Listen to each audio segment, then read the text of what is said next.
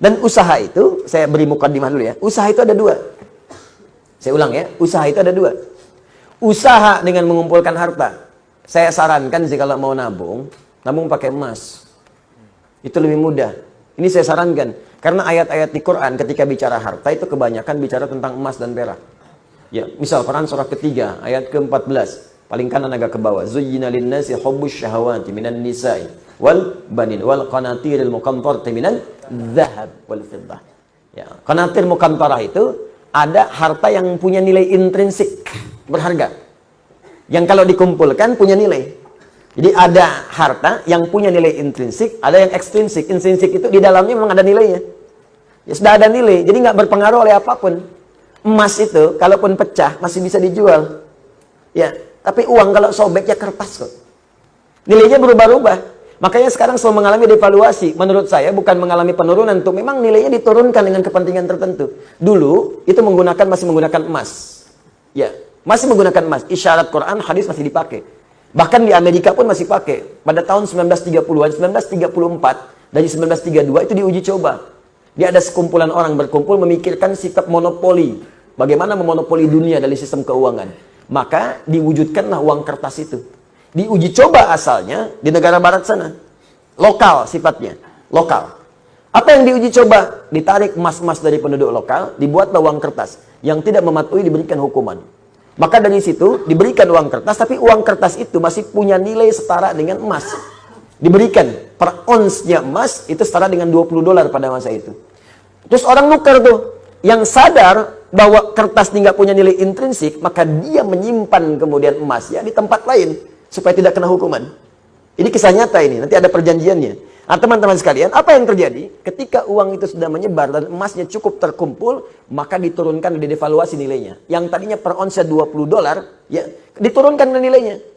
Seakan-akan harga emas itu jadi naik, padahal emas itu segitu-gitu aja. Ya, uangnya turun lagi. Jadi berapa? $35. Ya, nilainya terus bertambah. Jadi seakan-akan jadi mahal gitu. Ya, padahal uangnya diturunkan, nilai uangnya yang turun, bukan barang yang naik. Apa yang terjadi ketika mereka melihat kemudian jadi nilai itu berkurang, si emas itu kemudian punya nilai lagi, disetarakan lagi, akhirnya mereka borong lagi. Melihat uji cobanya berhasil, maka dipaksakanlah ke seluruh dunia. Maka dipaksa mata uang yang kita gunakan untuk turun nilainya. Mata uang mereka naik. Makanya satu kita balas dengan 13.000.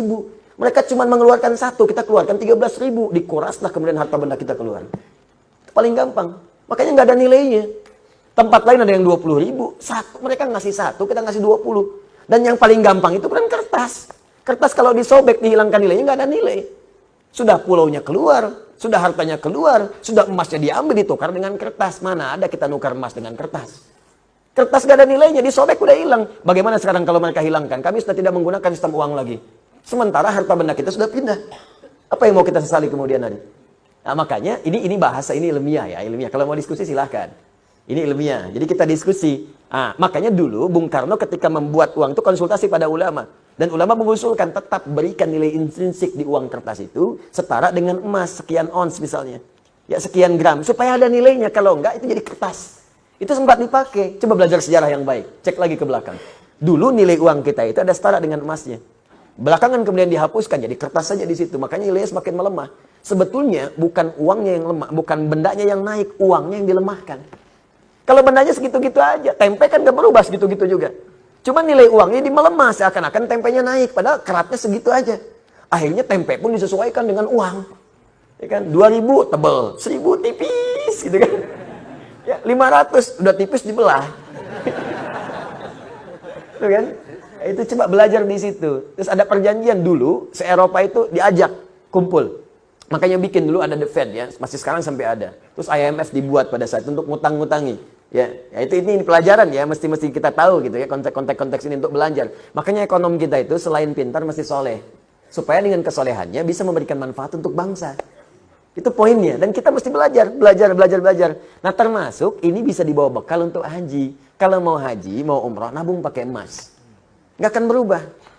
Nabung pakai emas. Silahkan ada logam mulia, ada dinar, kumpulkan.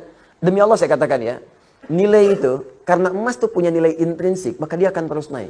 Akan setara. Harga kambing di masa Nabi, sampai sekarang pun sama nilainya segitu. Di walaupun orang kelihatan naik sekian juta, dulu cuma 1, sekarang juta. Dinar cuma 1 dinar selesai. Dari dulu 1 dinar, sekarang 1 dinar. Ya. Dari dulu emasnya sekian, ya sekian. Anda kalau nabung pakai emas, mungkin nggak akan 20 tahun, 40 tahun. 10 tahun Anda pakai Haji ONH Plus tuh. Kenapa? Karena yang Anda kumpulkan tuh nilainya itu terus naik. Sementara kalau Anda nabung segitu-gitu juga, juta ya sejuta. 25 juta ya 25 juta. Cuman persoalannya ketika berangkat, didevaluasi nilainya seakan jadi mahal. Naik. Di kerja keras Anda itu terkumpulnya cuma segitu. Coba bayangkan kalau 10 tahun Anda dapat penghasilan, belikan emas, belikan emas, belikan emas. Mungkin akan turun jaraknya. Orang yang nabung 20 tahun ngantri lama-lama, mungkin Anda cuma 10 tahun pakai ONH Plus. Dapat Anda di situ. Kalau nggak percaya silakan coba buktikan pelan-pelan di situ. Dan tidak melanggar hukum. Karena uang transaksi yang kita gunakan tetap rupiah. Kita nabung pakai emas, jual pakai rupiah, setelah itu berangkat. Ya kan? Apa yang dilanggar? Nggak ada yang dilanggar. Dan kita memberikan pelajaran bahwa ada nilai di balik itu ketika mengikuti tuntunan-tuntunan Rasulullah SAW. Menghidupkan nilai kebangsaan kita di situ. Jelas sampai sini?